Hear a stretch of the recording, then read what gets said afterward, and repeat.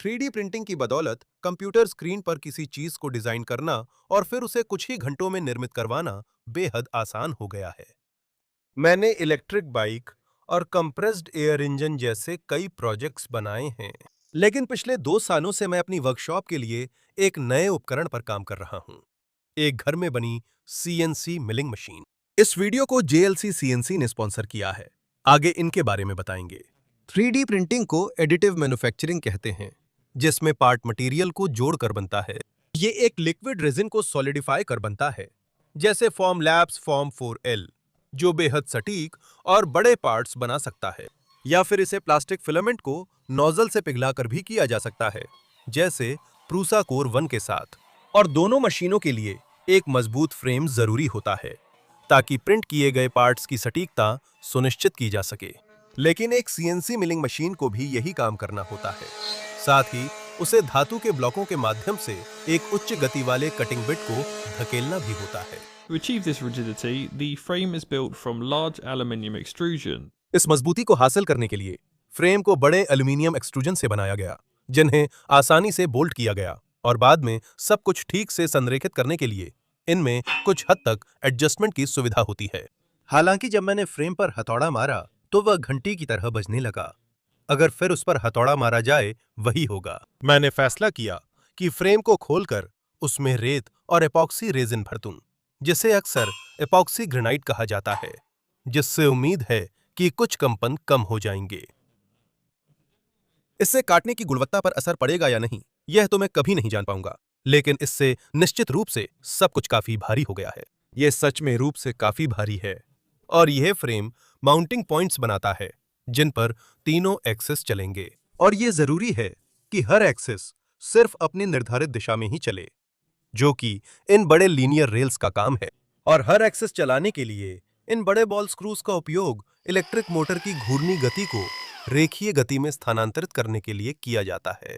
A four-stepper motor, which has हालांकि वास्तव में जिस मोटर को चुना गया है वह नेमा 34 स्टेपर मोटर है, जिसमें हैंड हेल्ड ड्रिल की तुलना में कहीं अधिक नियंत्रण होता है, और हर एक्सिस में अपनी अपनी मोटर होगी। कटिंग बिट को तीनों दिशाओं में घुमाने के लिए इस मशीन में चौथी मोटर स्पिंडल है, जो एक बिल्कुल अलग तरह की मोटर है, क्योंकि इसे तेज धार वाले कटिंग बिट्स को 24,000 आरपीएम तक घुमाने के लिए डिजाइन किया गया है, जिसकी पावर आउटपुट 2.2 किलोवाट है। और इन मोटरों के तार एक केबल ड्रैग चेन से आसानी से गुजर सकते हैं, जो गैंट्री के पीछे की ओर चलती है। गैंट्री की बात करें तो सीएनसी मशीन के इस डिजाइन को फिक्स्ड गैंट्री डिजाइन के नाम से जाना जाता है, जिसका अर्थ है कि इसे एक ऐसी वर्क प्लेट की आवश्यकता है जो वाई एक्सिस के साथ आगे पीछे चलती हो। यह कुछ 3D प्रिंटरों के समान है, जैसे कि प्रूसा मार्क 4। हालांकि मेरे डिजाइन का चुनाव सीधे तौर पर इससे प्रेरित नहीं था। कई बड़े सीएनसी राउटर में मूविंग गैंट्री डिजाइन होती है, जो कि बड़े शीट्स काटने में बेहतरीन है, लेकिन इसमें मजबूती की कमी हो सकती है क्योंकि गैंट्री हिलती है। जबकि अधिक सटीक मिलिंग मशीन, जिसका उपयोग अक्सर धातुओं के लिए किया जाता है, उसमें कटिंग वॉल्यूम काफी छोटा होता है, जो एक्स और वाई दोनों दिशाओं में हिलती है।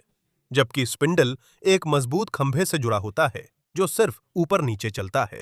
तो मेरी मशीन इन दोनों के बीच में है, जहां एक्स एक्सिस एक मजबूत गैंट्री पर चलता है, जो फ्रेम के बेस से जुड़ा होता है, और जेड एक्सिस को भी संभालता है। इससे बिल्ड प्लेटफॉर्म अपेक्षाकृत बड़ा हो सकता है, क्योंकि वह गैंट्री के नीचे से जा सकता है। उम्मीद है कि यह मेरे प्रोजेक्ट्स के लिए छोटे सटीक पुर्जे काटने में सक्षम होगा। साथ ही यह एक्स और वाई दोनों दिशाओं में 500 मिलीमीटर तक की शीट को काट पाएगा। लेकिन इन सभी एक्सिसों को नियंत्रित करने के लिए हमें एक नियंत्रण बोर्ड की आवश्यकता होती है, जिसके लिए मैंने डुएट 36 हाई करंट बोर्ड को चुना है। जैसा कि यह सुझाव मेरे एक साथी यूट्यूबर और सीएनसी निर्माता इवान मिरांडा ने दिया था। इस बोर्ड में कुछ बेहतरीन विशेषताएं हैं, जैसे कि हाई करंट मोटर ड्राइवर, जो मोटर्स को सीधे इन पिनों से कनेक्ट करने की सुविधा देती है, और इंटरनेट से कनेक्ट करने के लिए एक ईथरनेट पोर्ट भी है। तो इसे किसी भी इंटरनेट ब्राउजर वाले डिवाइस से कंट्रोल किया जा सकता है, एकदम सही। और जब सारे इलेक्ट्रॉनिक्स लगा दिए गए, तो मैंने कुछ और एक्सट्रूजन का उपयोग करके मशीन के चारों ओर एक फ्रेम बनाया, जो एल्यूमीनियम की कुछ पतली चादरों को पकड़कर एक आवरण तैयार करेगा, क्योंकि मैं नहीं चाहता कि मेरी वर्कशॉप धात के टुकड़ों से भर जाए। और कुछ एलईडी लाइट्स जोड़ने के साथ ही मशीन अब काफी प्रोफेशनल दिखने लगी है। फिर मैंने सामने की तरफ एक पारदर्शी पॉलीकार्बोनेट का दरवाजा और एक सस्ते टच स्क्रीन मॉनिटर के लिए साइड ब्रैकेट लगा दिया, जिसका उपयोग मशीन को संचालित करने के लिए किया जाएगा। और अंत में स्पिंडल को तारों से जोड़ दिया। और अगर आप कभी न्यूमेरिकल कंट्रोल मशीन बनाते हैं तो स्पिंडल पर ढीले कॉलेट नट को न छोड़ें, The complete build of this machine is documented in खासकर अगर वो गलत दिशा में घूमे। इस मशीन के पूरे निर्माण को मेरे दूसरे चैनल पर और भी ज्यादा विस्तार से डॉक्यूमेंट किया गया है। यहाँ मैं शुरुआती टेस्ट कट्स भी दिखाता हूँ, जिसमें विशाल एल्यूमिनियम निर्माण प्लेटफॉर्म को 178 छेद ड्रिल करके और उनमें थ्रेडिंग करके एक फिक्सचर प्लेट में बदलना शामिल था। इससे पुर्जों को कसकर पकड़ना और साथ ही मिलिंग वाइस लगाना आसान हो जाता है। इस पूरी मशीन की लागत मुझे 3,955 या लगभग $5,000 से थोड़ी ज्यादा पड़ी, और इसे बनाने में मेरी उम्मीद से कहीं ज्यादा समय लगा। और इस लागत में फ्रेम और लीनियर रेल्स जैसे जरूरी हिस्सों से लेकर टच स्क्रीन, मॉनिटर और हैंडहेल्ड जॉगव्हील जैसे एड ऑन कंपोनेंट्स तक सब कुछ शामिल है। ये मुझे हर एक्सेस को सिर्फ 0.01 मिलीमीटर जितने छोटे छोटे चरणों में भी हिलाने की सुविधा देता है।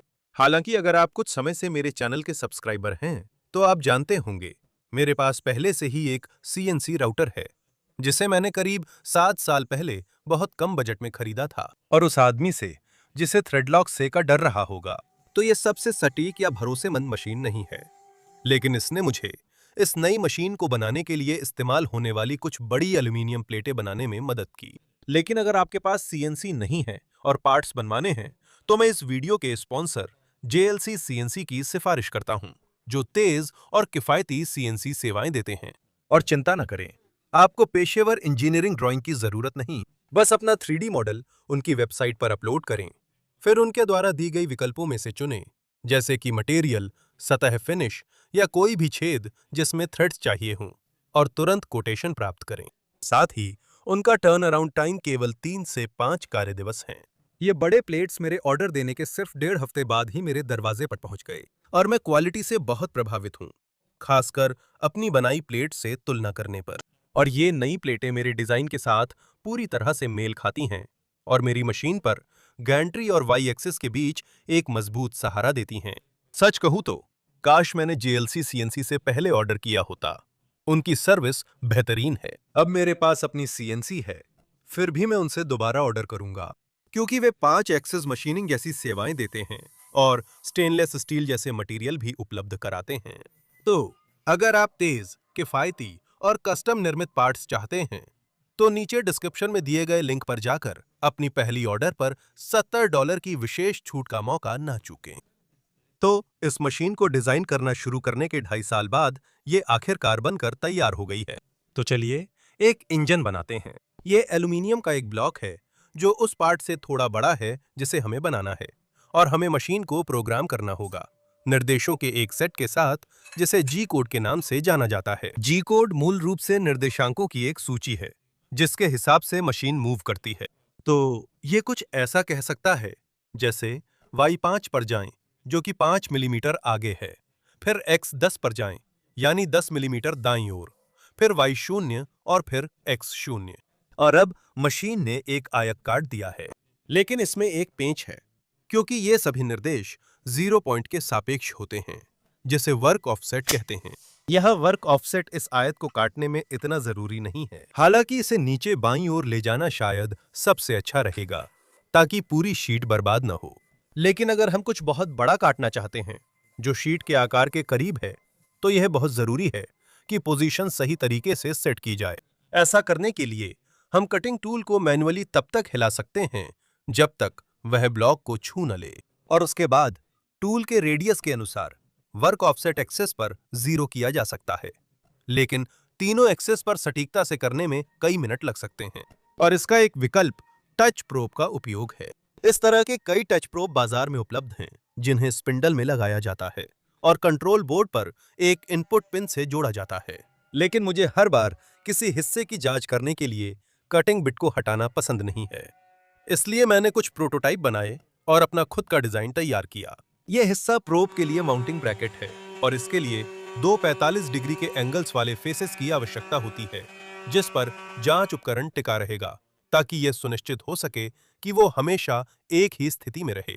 और इस माउंट को मशीन से कुछ 3D प्रिंटेड स्पेसर की मदद से जोड़ा गया है ताकि इसे फ्रेम से इलेक्ट्रिकली अलग रखा जा सके। फिर जांच उपकरण स्वयं एल्यूमीनियम का एक और ब्लॉक है जिसमें मैंने व्यावसायिक जांच उपकरण से लिया गया एक छोटा प्रोब लगाया हुआ है और ये एक छोटे चुंबक की मदद से माउंट से जुड़ जाता है। पर प्रोब को कंट्रोल बोर्ड से जोड़ने के लिए मैंने माउंट के पीछे वायर क्लैंप कर सिग्नल पिन में लगाया। फिर मैंने बिल्ड प्लेट से एक ग्राउंड वायर जोड़ा और उम्मीद है कि जब जांच उपकरण किसी हिस्से को छुएगा तो वह एक सर्किट पूरा हो जाएगा और कंट्रोल बोर्ड पोजीशन सेव करेगा। फिर अब मैं प्रोब से स्पिंडल का ऑफसेट मापकर प्रोग्राम कर सकता हूं और फिर ये ठीक उसी जगह को सेव कर लेगा जहां वर्क ऑफसेट होगा। मैंने पहले से कुछ प्रोबिंग सीक्वेंस प्रोग्राम किए हैं, जैसे पार्ट के चारों ओर प्रोब कर सेंटर ढूंढना, और यह आश्चर्यजनक रूप से अच्छा काम करता है।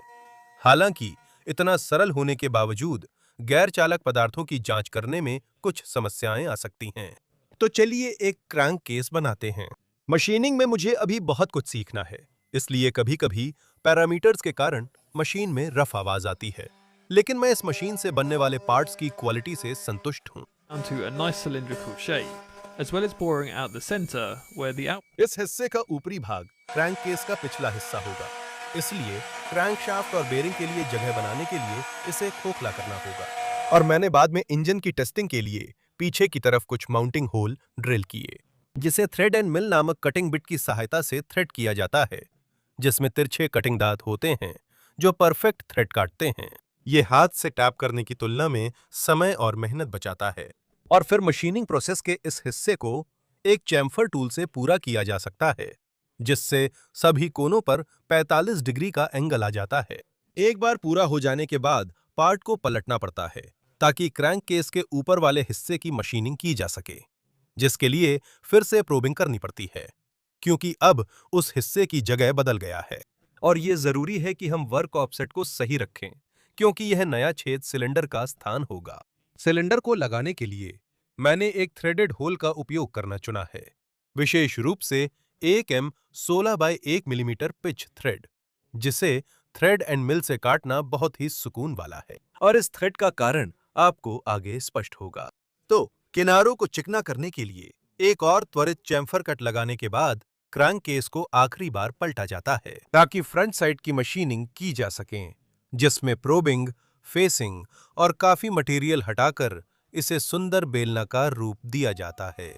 साथ ही उस केंद्र को भी खोखला किया जाता है जहां से आउटपुट शाफ्ट गुजरता है। It's because I want a project to test out my new CNC mill, but I also believe that increasing the operating pressure of these तो इंजन का पहला हिस्सा पूरा हो गया, जिसमें मशीनिंग में करीब 1 घंटा लगा।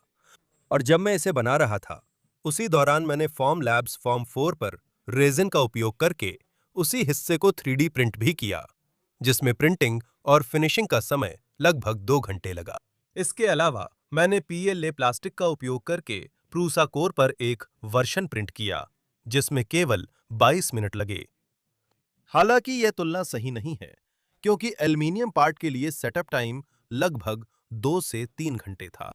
ऐसा इसलिए है क्योंकि 3D प्रिंटर के मुकाबले, जहां मैं बस 3D मॉडल इंपोर्ट कर सकता हूं, कुछ पैरामीटर बदल सकता हूं और प्रिंट पर क्लिक कर सकता हूं, CNC को हर एक कट को प्रोग्राम करना पड़ता है।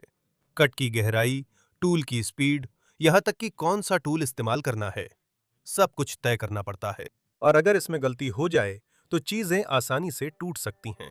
तो भले ही एल्युमिनियम का पार्ट देखने में अच्छा लगता है और ऐसे पार्ट्स के लिए सबसे मजबूत होगा, जैसे ये क्रैंक केस, जिसे जरूरी नहीं कि एल्युमिनियम जैसी मजबूती चाहिए हो, 3D प्रिंट करना इससे आसान और सस्ता होता।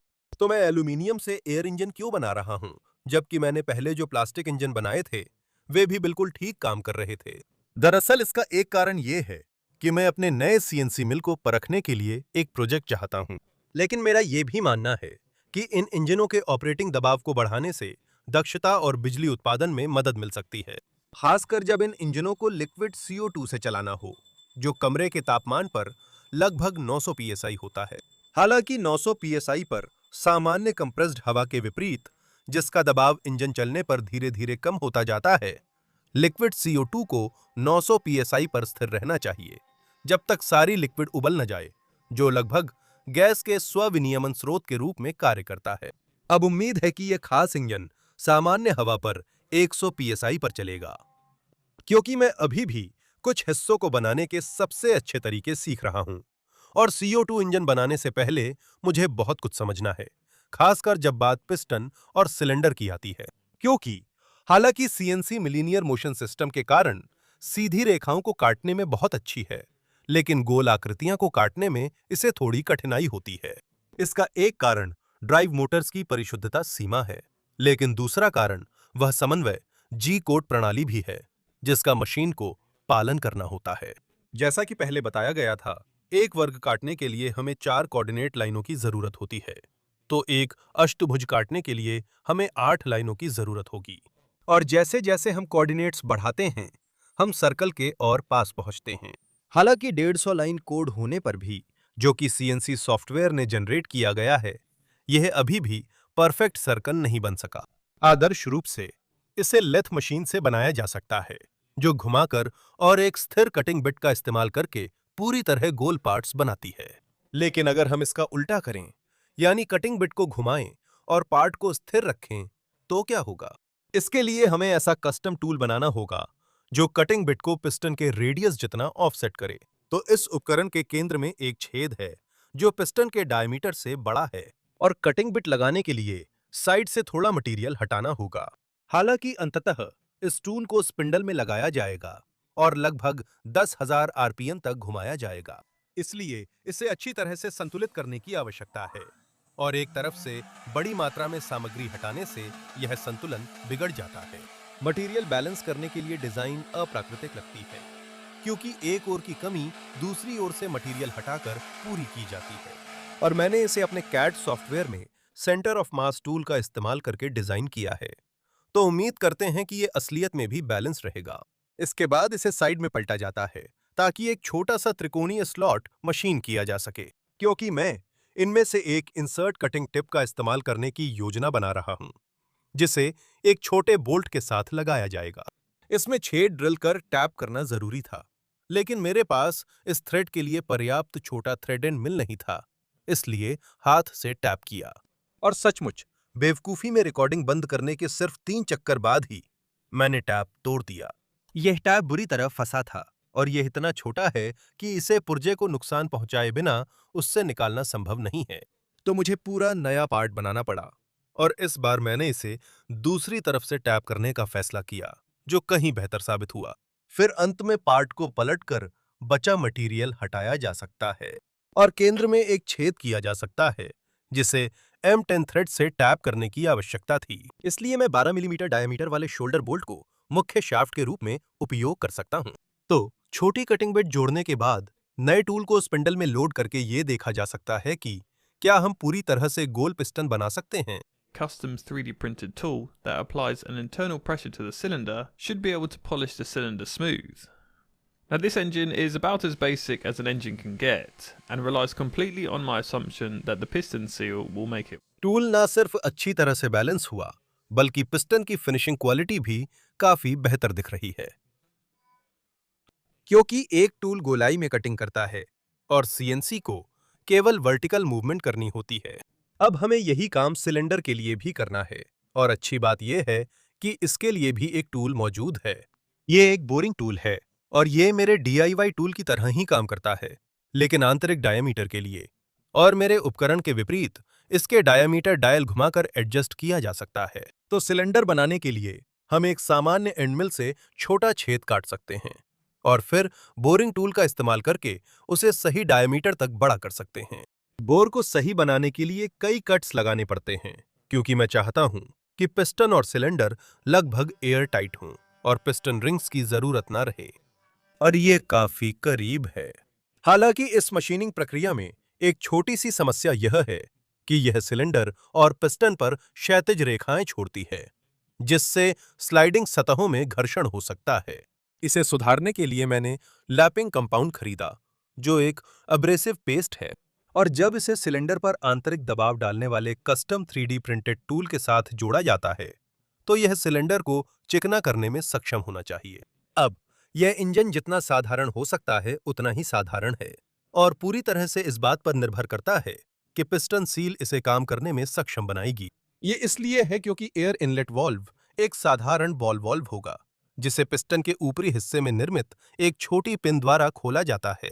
लेकिन यह जरूरी है कि पिस्टन बॉल वाल्व को स्ट्रोक के सबसे ऊपर के पास खोले, क्योंकि क्रैंकशाफ्ट की प्राकृतिक ज्योमेट्री के कारण वाल्व को खोलने के लिए कम टॉर्क की आवश्यकता होगी, यदि ये 12 बजे की स्थिति के जितना संभव हो उतना करीब हो।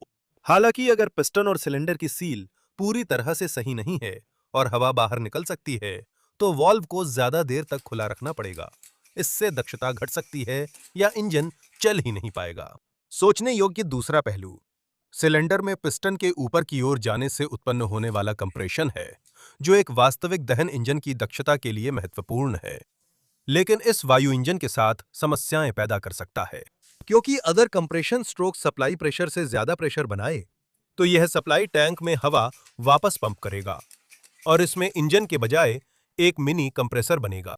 अब क्योंकि ये इंजन सिर्फ हवा पर चलता है, आप सोच रहे होंगे कि मैं सिलेंडर में कूलिंग फिन्स क्यों काट रहा हूं। असल में जब मैं इंजन को लिक्विड CO2 से चलाऊंगा, तो हाई प्रेशर गैस के फैलने पर तापमान काफी गिर सकता है। जैसे एरोसोल कैन को स्प्रे करने पर वह ठंडा हो जाता है। इसलिए ये फिन्स असल में सिलेंडर को गर्म करने के लिए हैं, जिससे गैस के फैलने में मदद मिलेगी और उम्मीद है कि परफॉर्मेंस भी बढ़ेगा। तो पिस्टन और कनेक्टिंग रॉड क्रैंकशाफ्ट से जुड़ जाने के साथ ही सिलेंडर को थ्रेडेड अटैचमेंट से माउंट कर सकते हैं और सिलेंडर हेड में ओरिंग व 3 मिमी बॉल बेयरिंग डालकर इनलेट वाल्व बनाया जा सकता है। तो इंजन पूरी तरह से असेंबल हो जाने के बाद इसे एक कस्टम माउंट से जोड़ा जा सकता है और एक बड़ा प्रोपेलर फ्लाई व्हील के रूप में काम करेगा। फिर सिलेंडर हेड से जुड़ी संपीड़ित वायु आपूर्ति के साथ क्या यह चलेगा? And as mentioned earlier in the video, the whole build of my CNC अभी नहीं, पर इसी कारण सिलेंडर को क्रैंक केस में थ्रेड किया गया है और सिलेंडर को घुमाकर हम इनलेट वाल्व की टाइमिंग को एडजस्ट कर सकते हैं। इसलिए यदि सिलेंडर को नीचे किया जाए तो वाल्व पहले खुलेगा और बाद में बंद होगा, लेकिन अगर यह जल्दी खुल जाए तो इंजन बैकफायर करेगा। हालांकि वाल्व टाइमिंग को ठीक करने के कई प्रयासों के बावजूद भी यह चालू नहीं हुआ, तो मैंने एग्जॉस्ट पोर्ट्स में थोड़ा मिनरल ऑयल डालने का फैसला किया, जिससे काफी मदद मिली।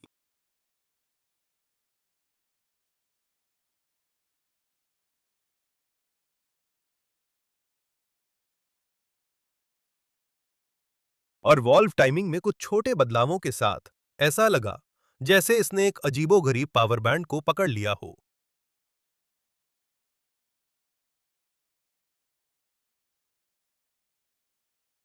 हालांकि मुझे समझना है कि सही पोजीशन मिलने पर सिलेंडर थ्रेड को कैसे लॉक करें, क्योंकि प्रेशर ट्यूब की इलास्टिक टॉर्शन वाल्व टाइमिंग को बदलती रहती है। लेकिन मैं इस पहले प्रोटोटाइप से बेहद खुश हूं, क्योंकि इसे बनाने की प्रक्रिया के दौरान मैंने बहुत कुछ सीखा है। जैसा मैंने वीडियो में कहा था, मेरी CNC मशीन का पूरा निर्माण मेरे दूसरे चैनल टिम स्टेशन पर विस्तार से डॉक्यूमेंट किया गया है। तो अगर आप मेरे द्वारा बनाया गया अन्य अतिरिक्त कंटेंट देखने में रुचि रखते हैं, तो जाकर उसे देखें और सब्सक्राइब करें। देखने के लिए धन्यवाद।